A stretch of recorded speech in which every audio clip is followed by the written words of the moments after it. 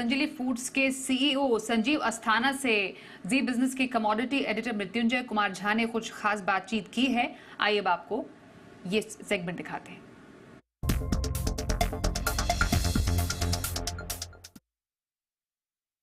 महंगाई के मोर्चे पर सरकार बहुत एक्शन में है। आप देखिए कि दालों को लेकर सरकार ने एक्शन लिया, स्टॉक लिमिट लगाई, गेहूं पर स्टॉक लिमिट लगाई।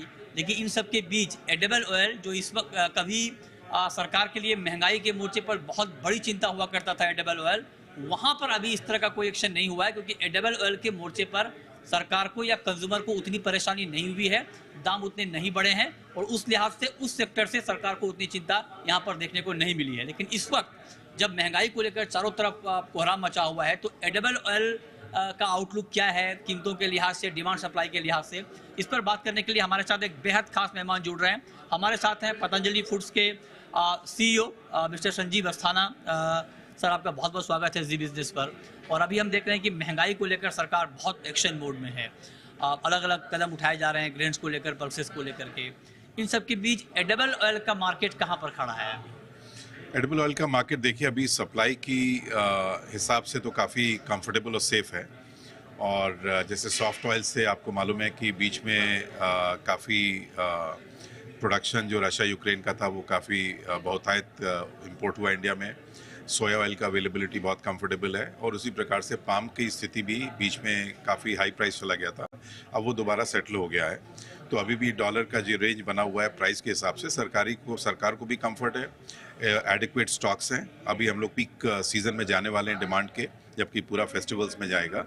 तो मेरे को लगता नहीं कि किसी भी प्रकार से हम लोग को कोई फूड इन्फ्लेशन के कारणवश कि तेलों की कीमतों में कोई बहुत बढ़ने का कोई अनुमान है इस समय। आप ये कह रहे हैं कि अभी अगले कुछ महीनों में खाने के तेल के दाम नहीं बढ़ेंगे? ये ऑलमोस्ट नियरली काफ़ी पॉजिटिव आउटलुक है कि बढ़ने का चांस कम है और एडिक्वेट अवेलेबिलिटी है। सप्लाई साइड बहुत कंफर्टेबल है, इंडिया में जो स्टॉक्स हैं वो बहुत कंफर्टेबल लेवल पे हैं। तो हम लोग का तो अनुमान ये है कि मार्केट फ्लैट से स्लाइटली बेरिश रहेगी। स्लाइटली बेरिश रहेगी, मतलब आप ये कह रहे हैं कि आने वाले वक्त में खाने के तेल के दाम घट भी सकते हैं?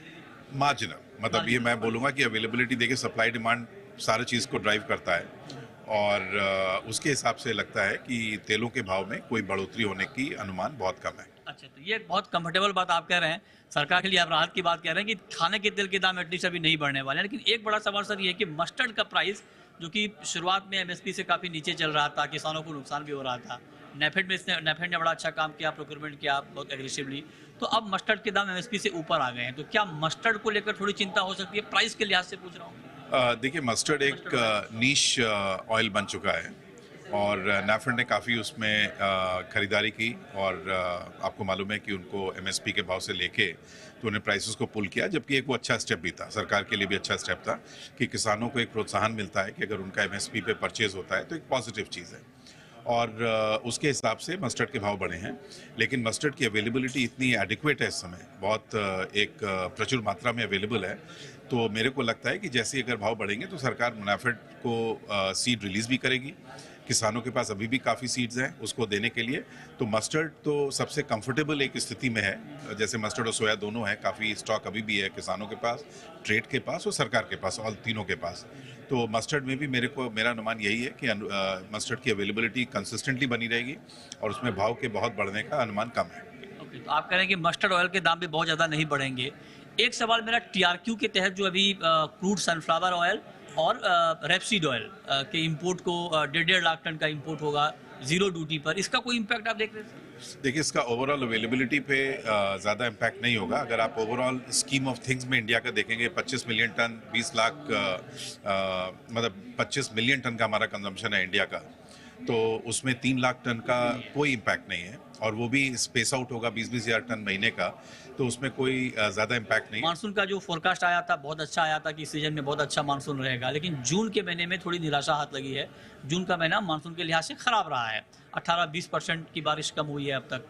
तो अब मैं आपसे पूछना चाहता हूँ, क्योंकि सोयाबीन की बड़ी क्रॉप है हमारी ऑयल सीड की, तो सोयाबीन की बुआई, सोयाबीन का प्रोडक्शन, उसको लेकर कुछ आप लोगों को चिंता हो रही है? आपको लगता है कि कोई दिक्कत नहीं है, जुलाई अगस्त का महीना अच्छा रहेगा तो सब कवर अप हो जाएगा? देखिए सोयाबीन का एक बड़ा क्लासिकल केस है मानसून के हिसाब से। अभी तक का जो रेंज का स्थिति सेंट्रल इंडिया में रही है, जो कि सबसे ज़्यादा मध्य प्रदेश और राजस्थान में जो प्लांट होता है वहाँ पे। लेकिन मैं दोबारा बोलना चाहता हूँ कि मानसून का एक पैटर्न इंडिया में बहुत चेंज हुआ है। तो एक तो हम साल भर का बोलेंगे कि 104%, 106% रेनफॉल होगी लॉन्ग टर्म एवरेज के हिसाब से, लेकिन उसका स्पेशल डिस्ट्रीब्यूशन बहुत आवश्यक है कि कब उसका रेनफॉल प्रोग्रेस होगा। लेकिन अगर अभी आप मेरे से पूछें आज कि इसमें मानसून का कोई मेजर रिस्क लगता है जिसके कारण वह सोयाबीन की क्रॉप में कुछ परेशानी हो सकती है, वो अभी दिखता नहीं है। क्योंकि सारे फोरकास्ट एक प्रकार से नॉर्मल की तरफ ही पॉइंट आउट कर रहे हैं, तो अनुमान यही है कि क्रॉप भी अच्छा रहेगा। क्रॉप अच्छा रहेगा। सरकार को भी देखना पड़ेगा इसके बारे में कि वो दोनों सोयाबीन और मस्टर्ड सीड का भाव जो है एमएसपी से काफ़ी नीचे चले गए थे, काफ़ी समय तक उसको कैरी आउट करका। वो इस साल के जो भाव का जो प्राइसेस रहे हैं, जो 46,000 तक चला गया, 48,000 तक चला गया, वो किसान के लिए बहुत इनकरेजिंग सिग्नल नहीं है।